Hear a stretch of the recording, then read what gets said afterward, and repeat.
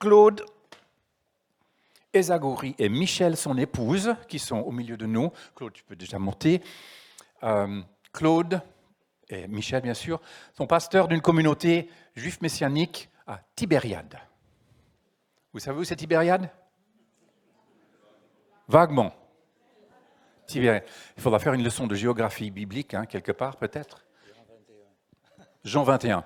Voilà. Vous avez tout. Non, c'est bon. Merci de votre présence, bien sûr. Merci de vous honorer de votre présence au milieu de nous. Et on se réjouit aussi de ce que le Seigneur a mis sur ton cœur pour nous, pour son Église ici. Dans le Gros de Vaud, Nord-Vaudois ou Suisse romande, allez, pour la francophonie, soyons généreux. Merci Père pour Claude, merci pour son cœur, merci parce qu'il est ton serviteur, porte-parole. Et Seigneur, nous prions que tu lui donnes d'ouvrir simplement sa bouche et transmettre ce qu'il a reçu de toi pour nous. Mais en même temps, Seigneur, je prie aussi que tu ouvres nos cœurs, nos oreilles. Pas simplement que ça passe d'une oreille à l'autre, mais que ça descende. Que ça descende. Et c'est toutes ces graines qui sont posées au milieu de nous ce soir, par la bouche de Claude, puissent porter du fruit dans nos vies et pour l'avancement de ton royaume. Au nom de Jésus-Christ. Amen. Tu veux un verre d'eau? Tu veux un verre d'eau? Si possible. Ok, je vais chercher ça. Voilà, bonsoir. On a passé une bonne journée. Le Seigneur est là. Il ne part jamais en vacances. Formidable. Alors, ce matin, j'ai parlé surtout des temps derniers. Et quand on parle des temps derniers, on voit aussi les signes bibliques qui nous montrent que nous sommes dans les derniers temps, dans les temps de la fin. Et là, on ne peut pas s'empêcher de penser à l'Antéchrist, à la bête.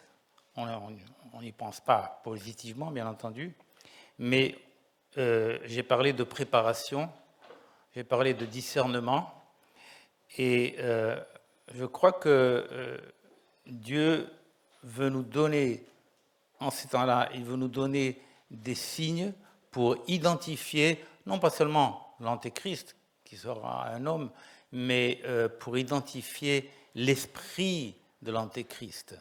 La Bible nous parle aussi de l'esprit de l'Antéchrist.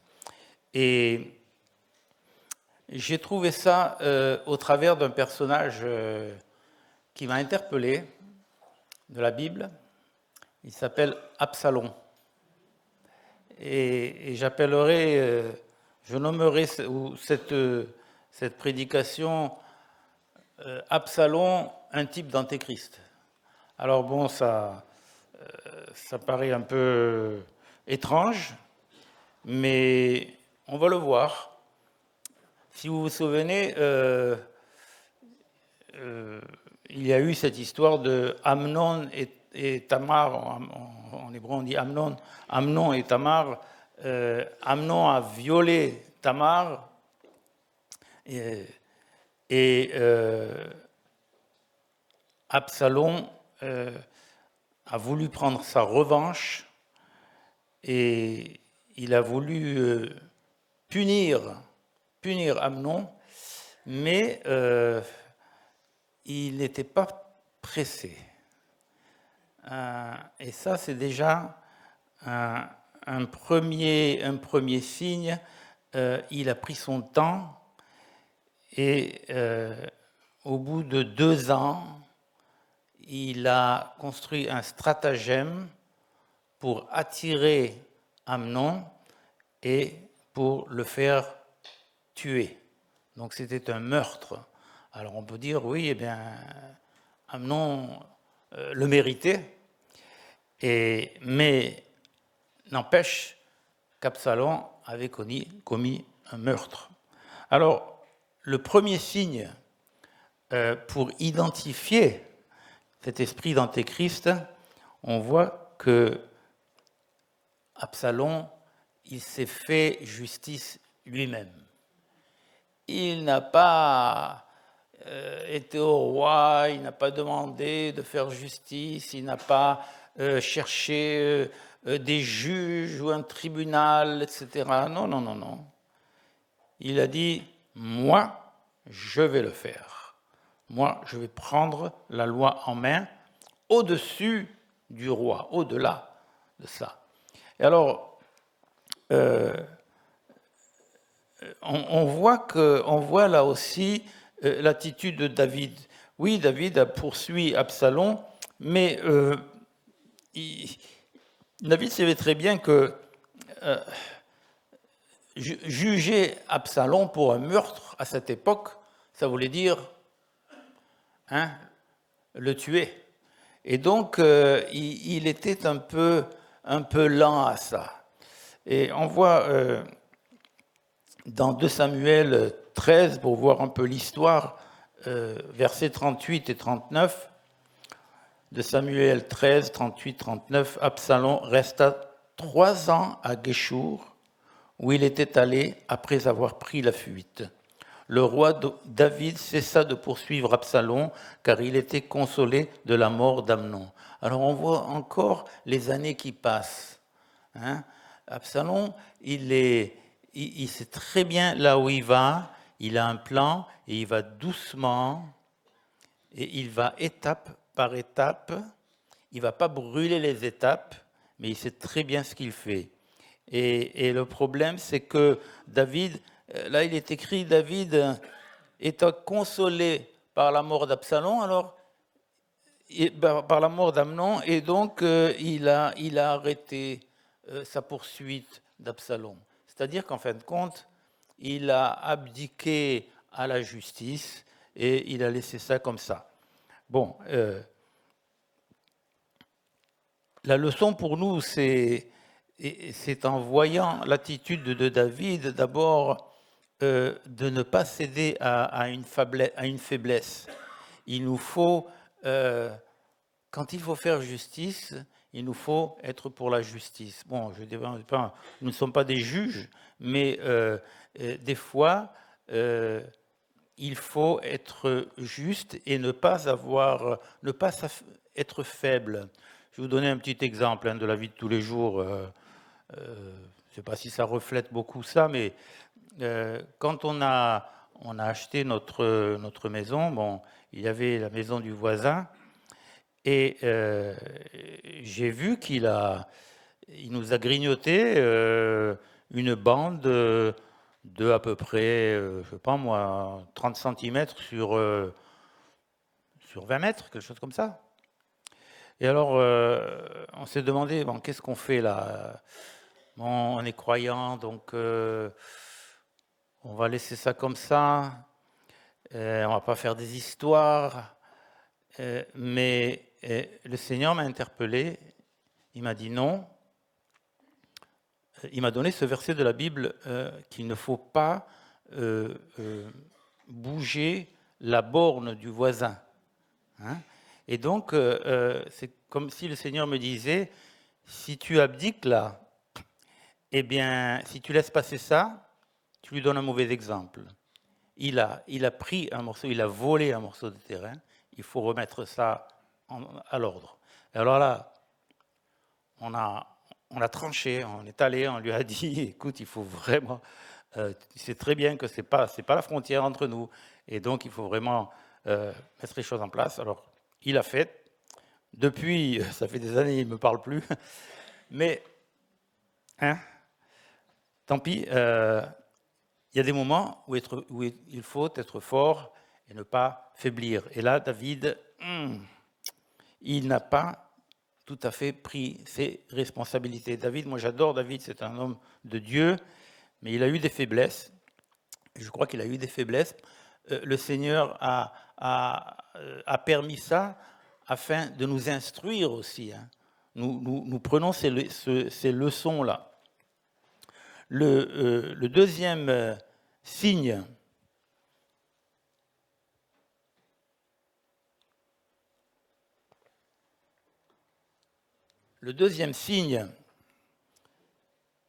c'est que Absalom, dans toute sa vie, il ne s'est jamais repenti.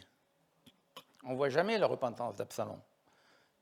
C'est comme quand on parle de Judas, hein, qui a trahi Jésus. Oui, il a eu un remords et il s'est pendu, mais ça n'était pas de la repentance. Et bien là, on voit qu'il n'y a pas eu de repentance. Absalom, encore une fois, il avait un plan, vous allez le voir.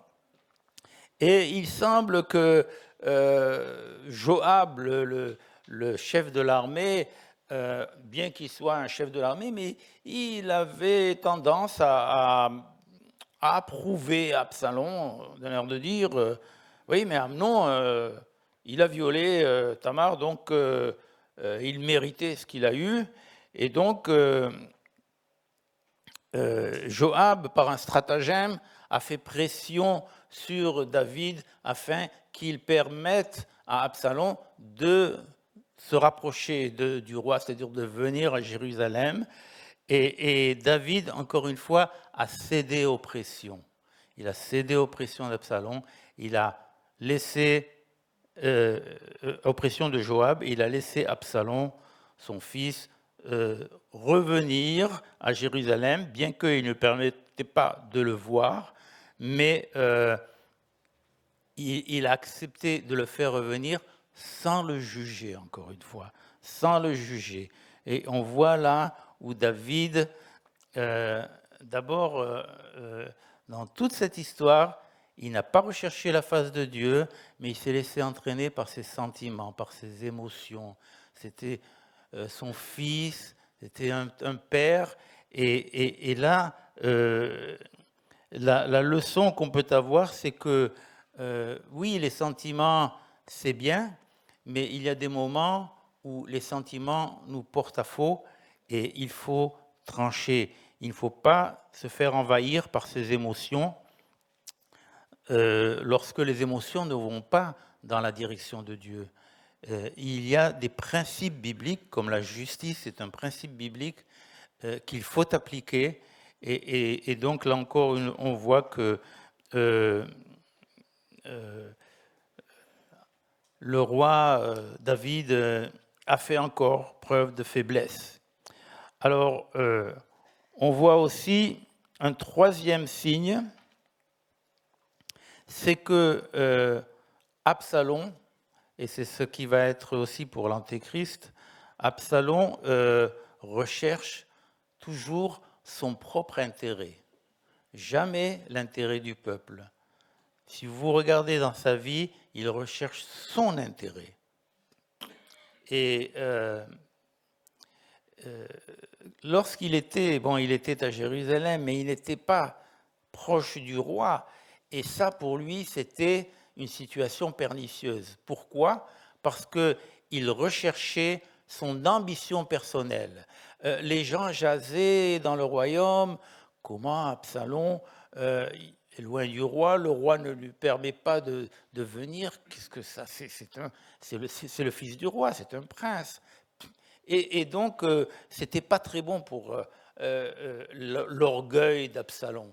Alors, il voulait mettre fin à cette situation et se rapprocher du roi, véritablement être le prince. Hein. Alors, il va encore une fois avoir un stratagème, mais cette fois-ci, il va faire pression sur Joab encore afin que Joab intervienne et essaye de convaincre le roi en faveur d'Absalom, mais cette fois-ci, il va le faire un peu avec violence. Il va envoyer ses serviteurs pour brûler le champ de Joab. Alors, dans 2 Samuel 14, versets 31 à 33, Joab se leva et se rendit auprès d'Absalom, dans sa maison. Il lui dit, « Pourquoi tes serviteurs ont-ils mis le feu au champ qui m'appartient ?» Absalom répondit à Joab, « Voici, je t'ai fait dire, viens ici et je t'enverrai vers le roi. » Quelle autorité, hein ? « Viens ici, je t'enverrai vers le roi, afin que tu lui dises, pourquoi suis-je revenu de Guéchour? Il vaudrait mieux pour moi que j'y fusse encore. Je désire maintenant voir la face du roi. Et s'il y a quelque crime en moi, qu'il me fasse mourir. Il dit ça, mais en fin de compte, c'est pas vrai. Parce que s'il avait vraiment recherché la justice, il ne se serait pas sauvé. Mais encore une fois, il a des paroles trompeuses. Et il lui dit donc convaincre le roi. Je désire, c'est-à-dire je veux maintenant que tu interviennes auprès du roi. Verset 33, Joab alla vers le roi et lui rapporta cela. Et le roi, encore une fois, regardez la faiblesse, et le roi appela Absalom, qui vint auprès de lui et se prosterna. Très malin, Absalom. Il se prosterne devant le roi, se prosterna la face contre terre en sa présence. Et là, il est écrit, le roi baisa Absalom. C'est une faute. C'était une faute. C'était une erreur. Il aurait dû lui dire, bon, c'est bien, mais viens, je veux te parler. On va dans un coin là, parce qu'il y a des choses qui doivent être dites. Eh bien non. C'est un baiser qui n'aurait pas dû être donné. Et là encore, on voit la faiblesse du roi. En fin de compte, le roi lui donne l'absolution par ce baiser. Et c'est un message qu'Absalom capte.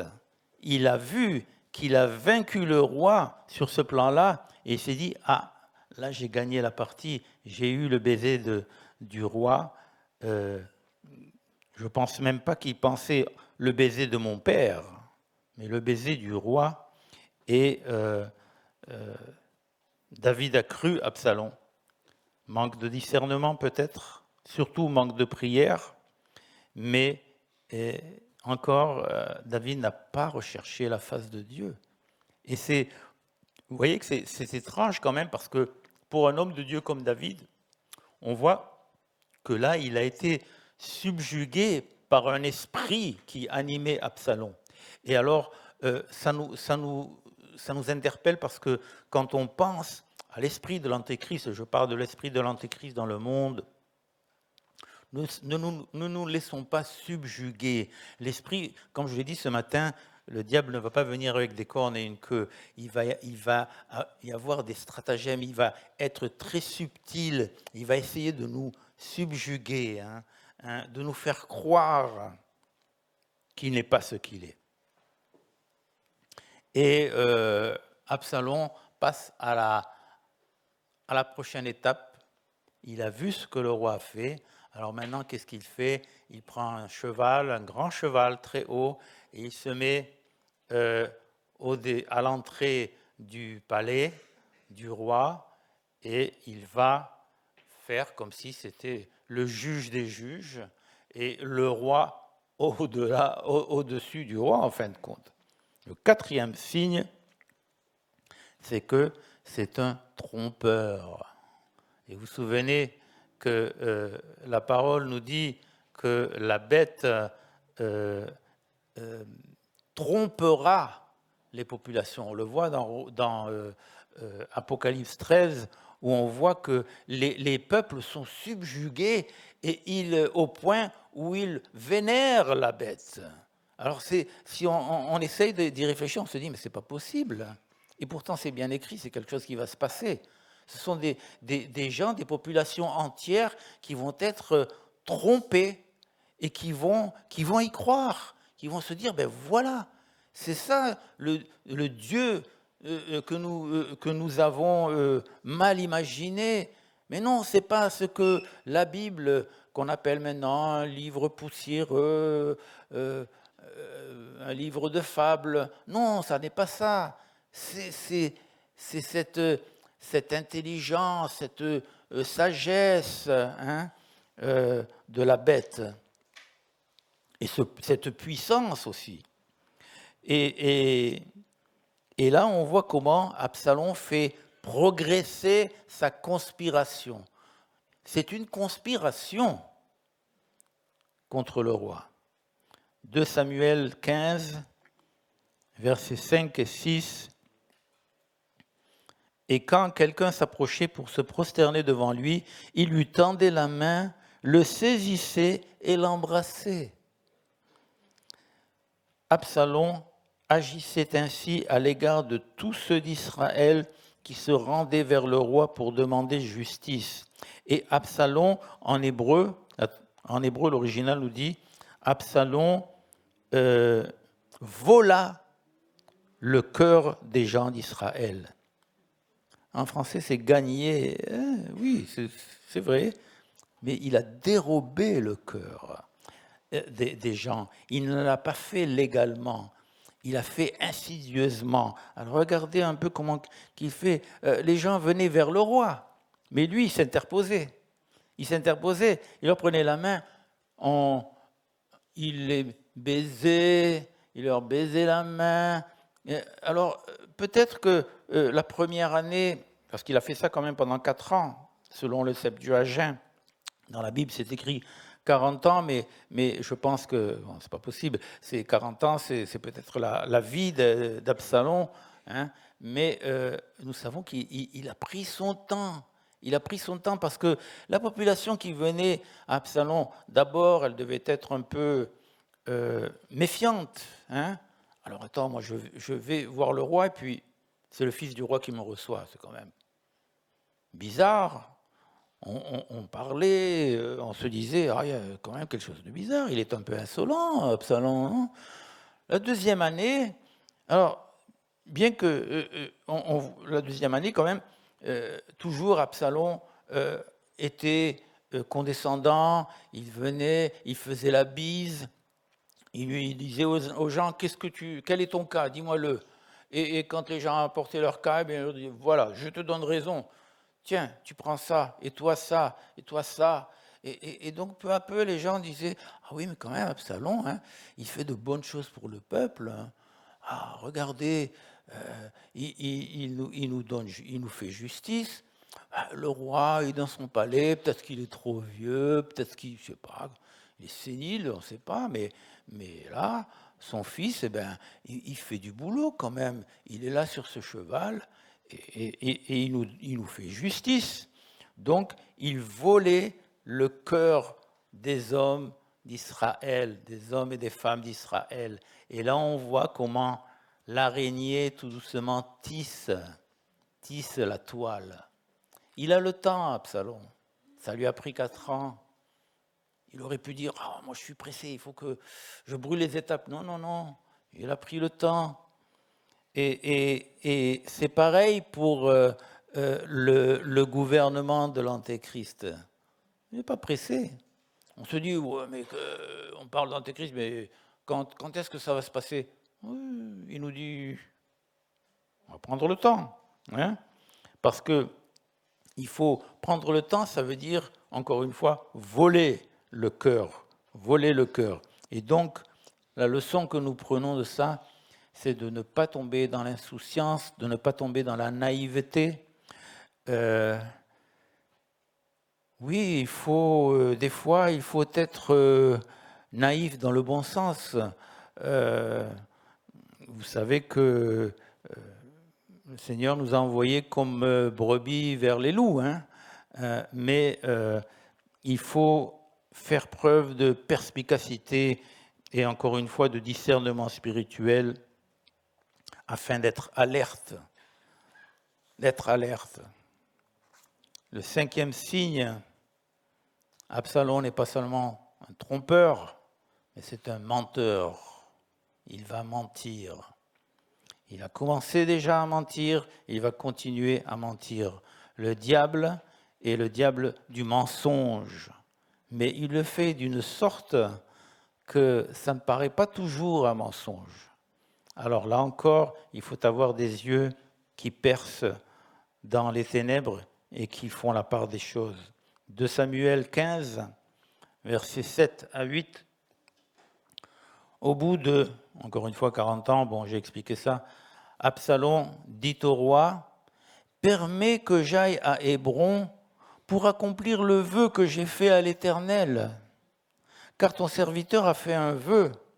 Pendant que je demeurais à Guéchour, en Syrie, j'ai dit, si l'Éternel me ramène à Jérusalem, je servirai l'Éternel. Oh, alors là, le cœur de David a été attendri. David, c'est un homme qui louait Dieu et qui a vu que son fils est tombé dans le meurtre, etc. Mais là, il s'est dit, ah mon fils, alors, regardez, il revient à Dieu, il a fait un vœu à Dieu, et puis là, il veut exaucer son vœu. C'est formidable. Quelle tromperie et quel mensonge, parce qu'il voulait aller à Hébron, non pas pour faire un vœu à l'Éternel, on le sait, il voulait aller à Hébron pour autre chose. Et encore une fois, David n'a pas recherché la face du Seigneur, sinon le Seigneur lui aurait dit, il y a un problème là. Et Absalom a fait croire à David qu'il respecte Dieu, qu'il aime Dieu. C'était un mensonge. Et là, la leçon pour nous, c'est de ne pas juger toujours par ce que nos yeux voient comme ça. Encore une fois, les yeux spirituels. Et c'est un peu dur pour nous de parler de ces choses-là parce que on n'aimerait pas, on aimerait vivre dans un monde où tout est pureté, où on n'a pas à se soucier de ces choses-là. Mais malheureusement, nous vivons dans un monde où le Seigneur nous demande d'être perspicace, de faire attention, d'être alerte aux manœuvres de l'ennemi. Nous ne sommes pas inconscients des manœuvres de l'ennemi, Paul nous dit. Et donc, David avait une position d'autorité, il aurait pu encore juger, il aurait pu encore se réveiller de cette torpeur-là, qui en a fait une victime, mais il ne l'a pas fait. Il ne l'a pas fait. Et des fois, on peut se dire, oui, mais la parole nous dit qu'il ne faut pas penser mal de toute chose. Oui, c'est vrai, il ne faut pas penser mal de toute chose. Mais des fois, il faut voir, il faut reconnaître le mal dans une chose. 1 Corinthiens 13, 5, l'amour ne fait rien de malhonnête. Ça, c'est pour Absalom. Elle ne cherche point son intérêt. C'est encore pour Absalom. Elle ne s'irrite point. Elle ne soupçonne point le mal. Alors on peut se dire, voilà, l'amour ne soupçonne pas le mal, donc David a bien fait. Oui, mais attention, quand on prend un verset, il faut toujours le prendre en fonction des autres versets de la Bible. Hein. Ne pas en faire une théorie. 1 Corinthiens 13 au verset 6, donc l'amour, elle ne se réjouit point de l'injustice, mais elle se réjouit de la vérité. Et c'est là où il faut faire la part des choses. Oui, il ne faut pas soupçonner le mal, mais il faut se réjouir de la vérité. Il faut rechercher la vérité. Quelque chose que David n'a pas fait là. Il n'a pas recherché la vérité. Il a cru. Sachant qu'Absalom avait déjà mal agi, il aurait dû demander des preuves. Il aurait dû vérifier cela en tant que roi, en tant que juge. Et là, quand Absalom a vu ça, que le roi s'est réjoui, eh bien, il va passer à l'autre étape. Regardez comme il a un but. Et là, c'est là où il va enlever le masque.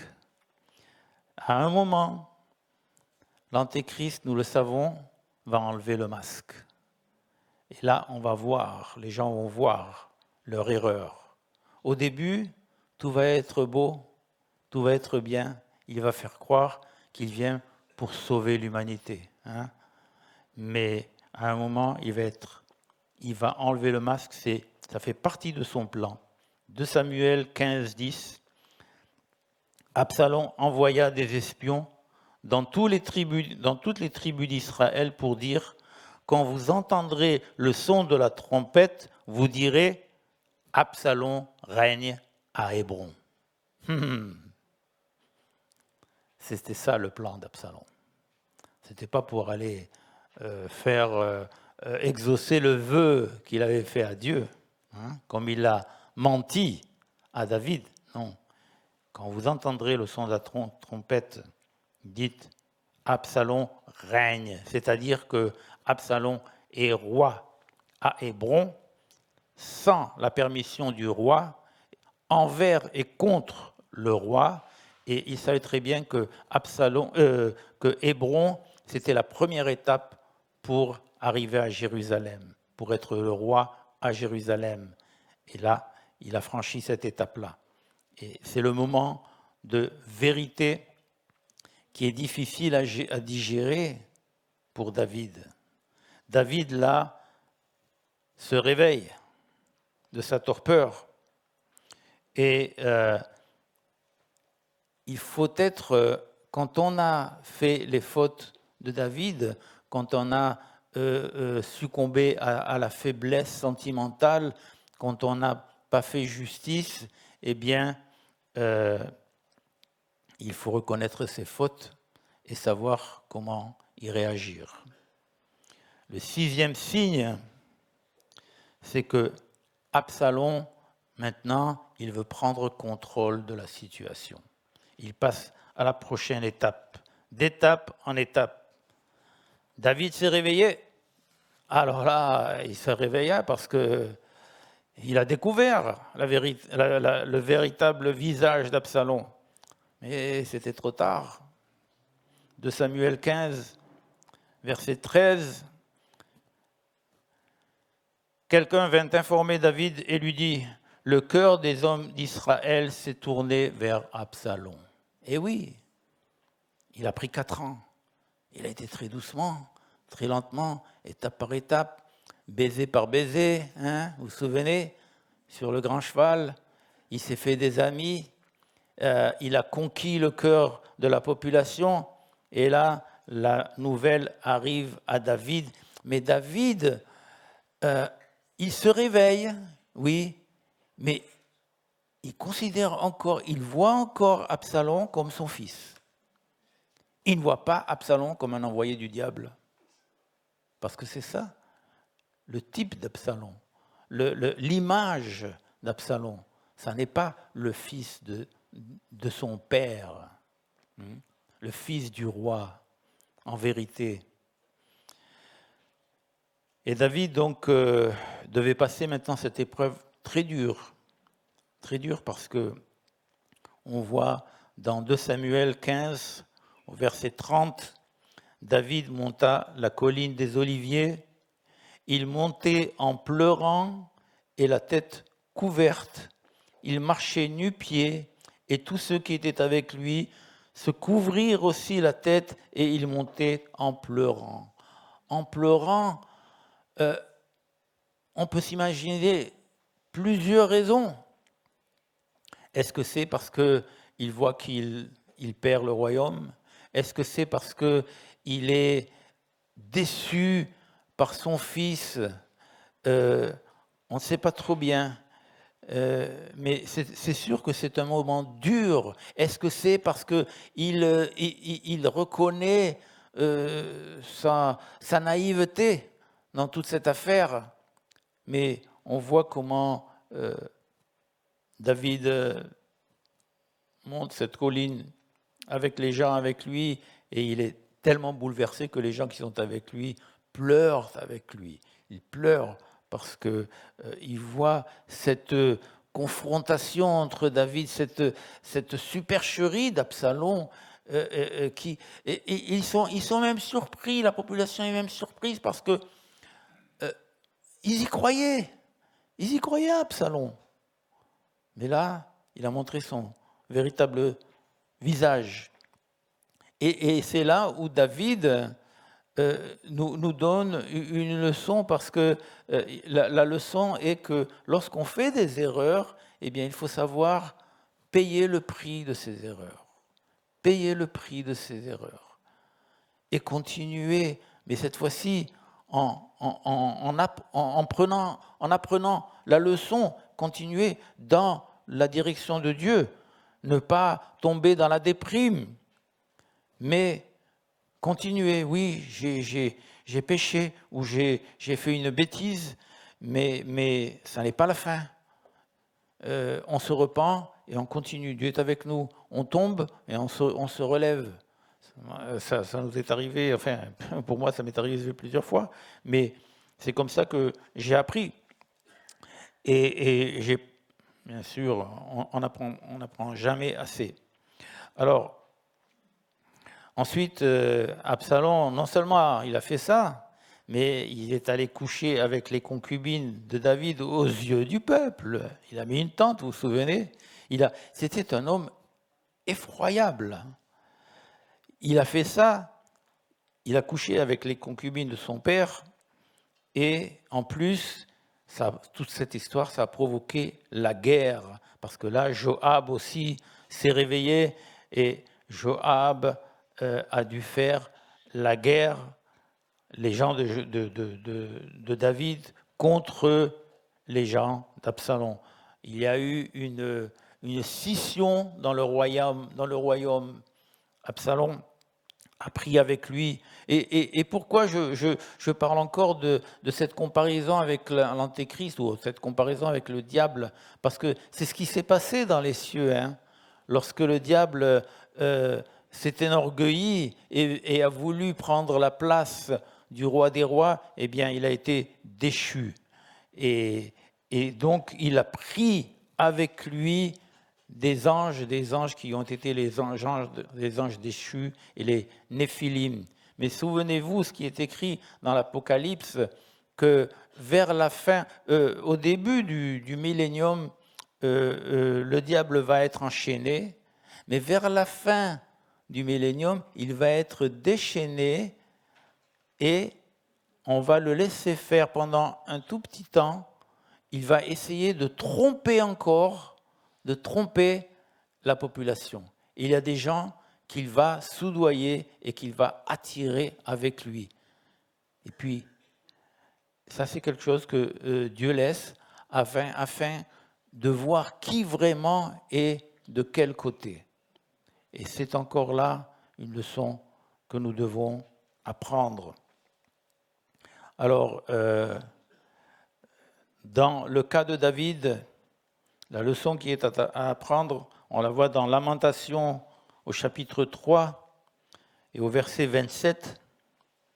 Il est bon pour l'homme de porter le joug dans sa jeunesse. Des fois, il faut accepter de porter le joug. Ça n'est pas facile, mais en portant le joug, on réfléchit sur ce qu'on a fait. On souffre, oui, mais on sait que cette souffrance va marcher avec la gloire. La destination, c'est la gloire de Dieu. Et donc, on va porter le joug, mais c'est pour nous, c'est bien pour nous, c'est pour un temps. Ça n'est pas pour toute la vie. Et malgré qu'on voit que David s'est réveillé de sa torpeur, mais encore une fois, il a des moments où il retombe en arrière. Il retombe dans cette sorte d'hypnotisme d'Absalom. C'est vraiment comme un hypnotisme. Et dans 2 Samuel 18, en pleine guerre, quand il envoie Joab à faire la guerre contre l'armée d'Absalom, de Samuel 18, verset 5, le roi donna cet ordre à Joab, à Abishai et à Itaï. Pour l'amour de moi, doucement avec le jeune Absalom. Et tout le peuple entendit l'ordre du roi à tous les chefs au sujet d'Absalom. tout le peuple était témoin du fait que David retombe dans cette torpeur. Il lui dit à Joab, allez doucement avec le jeune Absalom. C'est mon fils. Oui, il a fait quelques erreurs, mais il est bon quand même. Hein?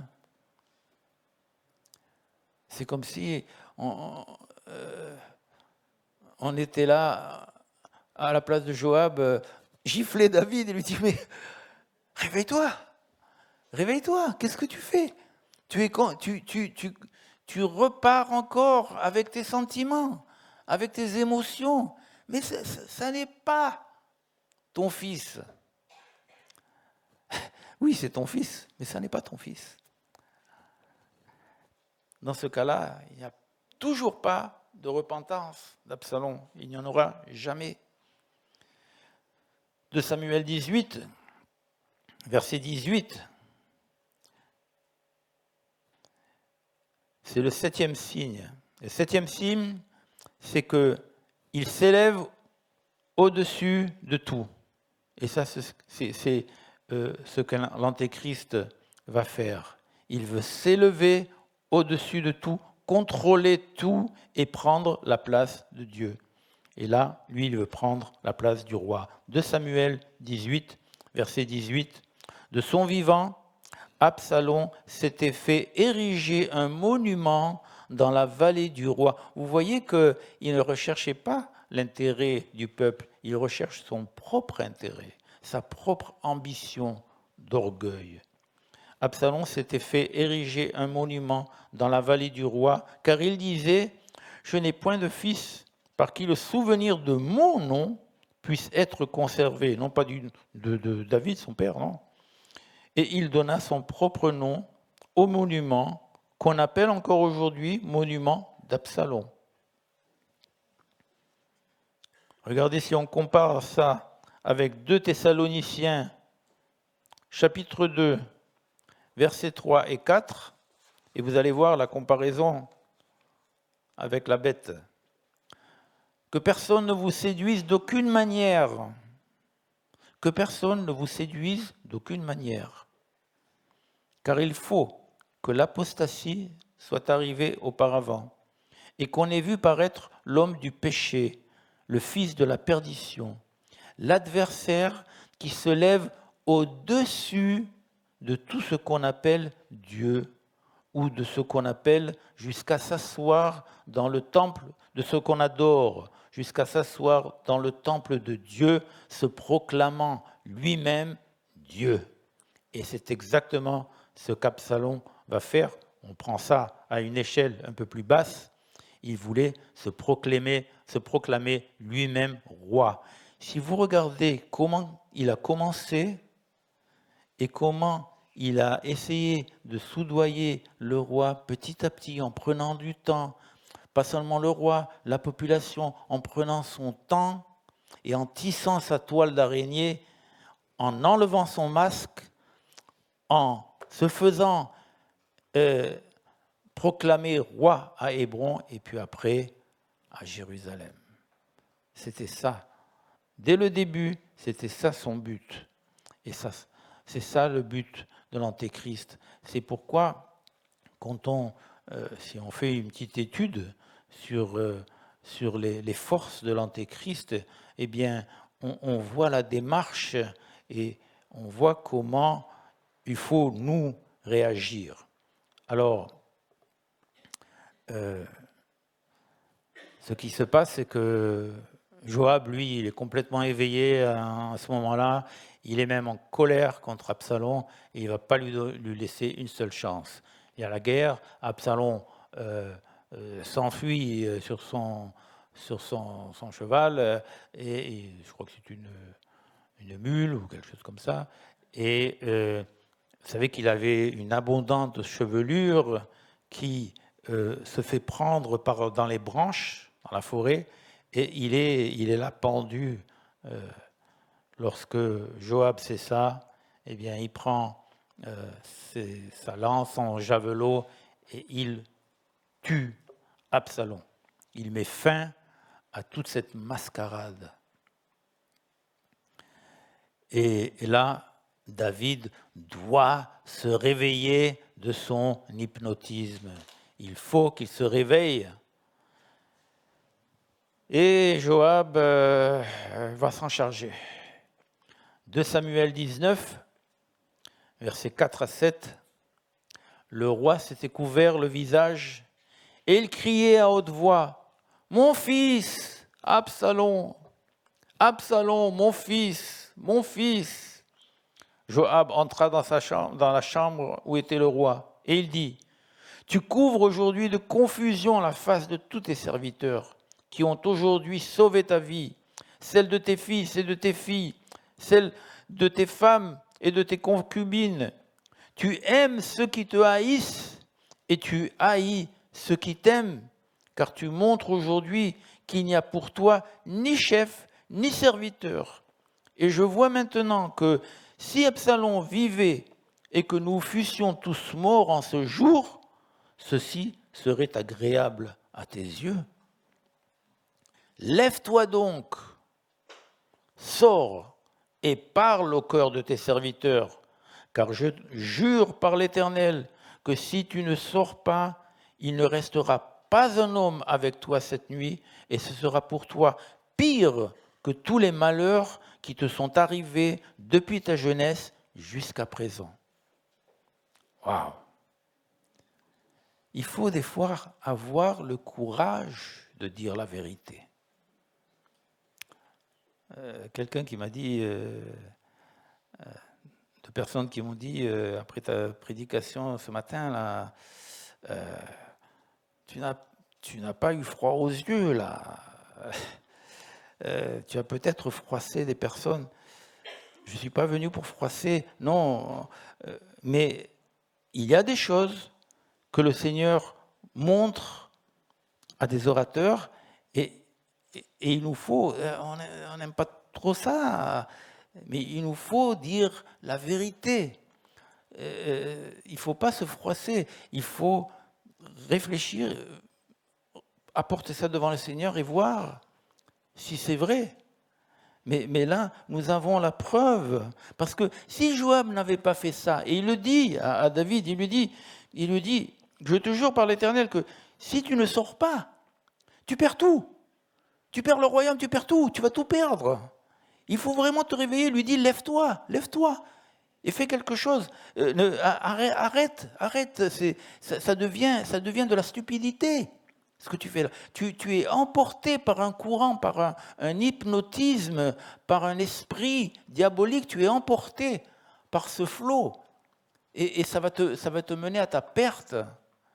Il faut vraiment que tu ouvres les yeux, que tu vois la vérité en face et que tu vois que ça n'est pas ton fils. Je regrette de dire ça, mais ça, bon, il ne faut pas traduire ça avec notre famille, bien entendu. Non, je prends que le cas d'Absalom là.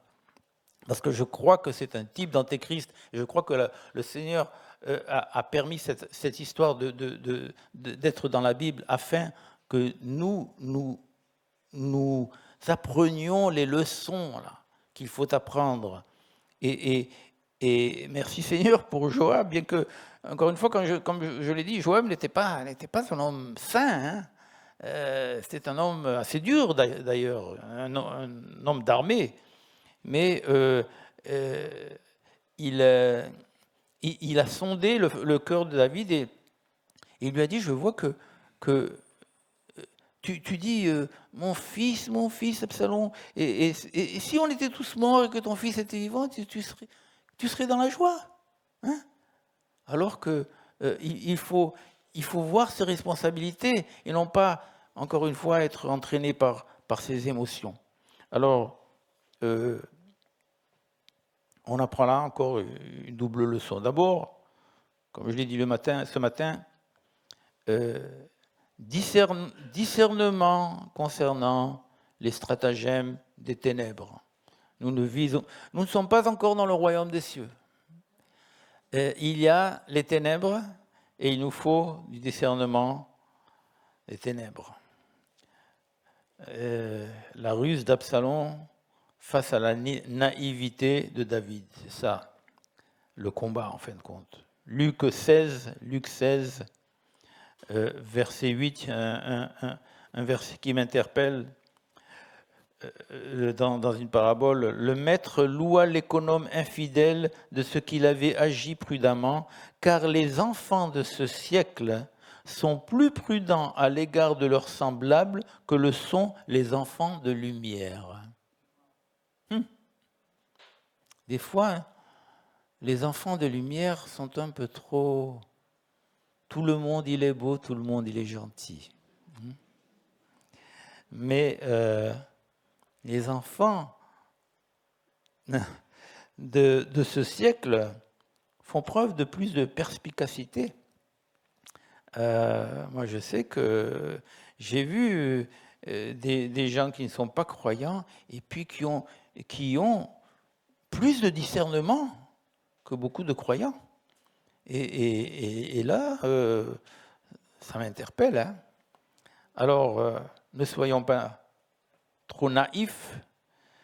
Et il y a des situations où il ne faut pas être naïf du tout. Et deuxième chose, c'est de savoir passer les épreuves dans la paix de Dieu. Rester dans la paix.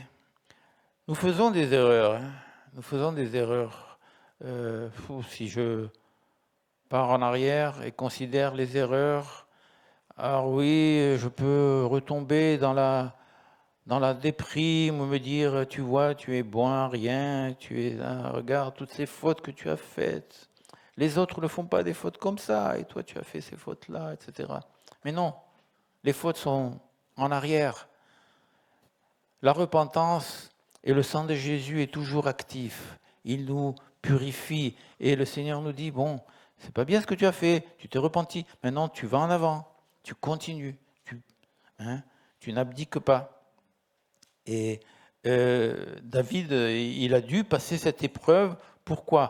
Parce que Dieu voulait qu'il soit, alors qu'Absalom soit tué, afin que David soit roi d'abord à Hébron, pas tout de suite à Jérusalem. Il y a des étapes. Et des fois, le Seigneur nous dit, tu vas arriver là-bas. Et on se dit, mais pourquoi j'y suis pas encore ? Ça fait des années qu'il m'a dit ça. Il m'a dit là-bas. Il m'a dit qu'il va me donner ça. Mais il n'a pas fait. Parce qu'il y a des étapes. D'abord à Hébron, il va passer des années comme roi à Hébron. Et puis quand Dieu voit qu'il passe le test, il va dire, ok, maintenant David, tu es prêt pour être roi à Jérusalem, pour revenir à Jérusalem. Pourquoi ? Eh bien parce que le Seigneur voulait voir que cette fois-ci, David était bien éveillé et qu'il pouvait être roi de toute la nation. Et donc, David a payé le prix de sa faiblesse. Mais des fois, toujours, quand on paye ce prix-là, c'est bon. C'est bon de payer le prix et de revenir. Moi, on le disait à Jim à Steve et Anne, nous avons une famille qui était dans notre assemblée depuis il y a à peu près 12 ans. Ils étaient dans notre assemblée, ils étaient venus d'Uruguay et ils avaient passé quelques années en Israël. Et puis, à un moment, ils ont décidé de repartir en Uruguay. C'était une grosse erreur. Ils n'avaient pas recherché la face de Dieu. Ils sont repartis en Uruguay. Et en repartant, ils ont fait une autre grosse erreur. Ils ont laissé une petite dette à la banque. Et voilà, et c'est resté comme ça. Ils sont revenus dans leur pays d'origine. 1 an, 2 ans, 3 ans, 5 ans, 10 ans.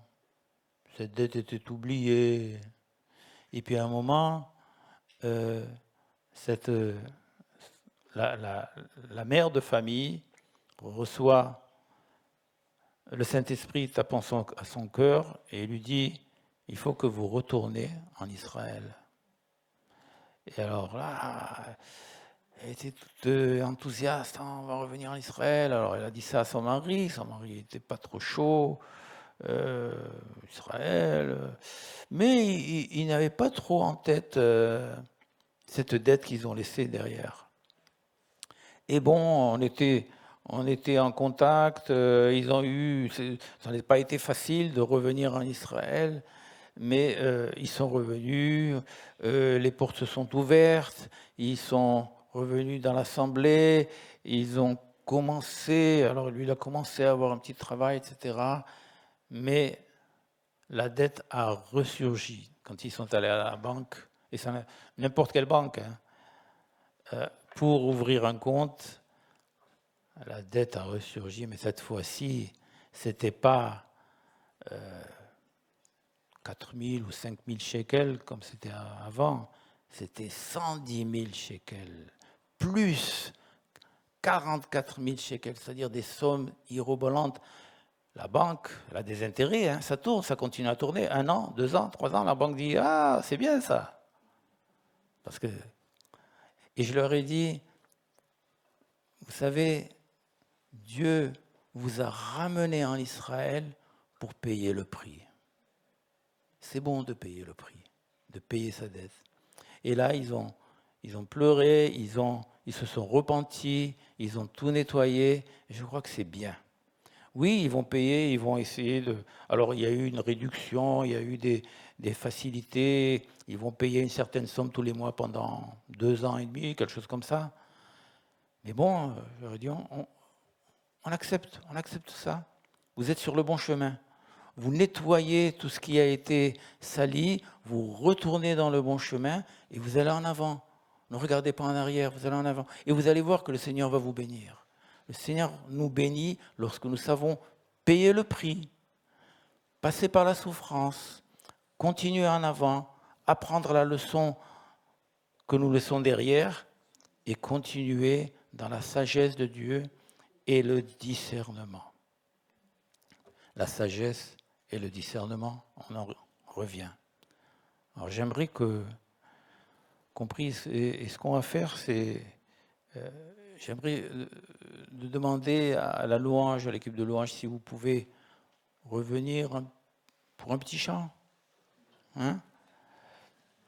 Et je vais demander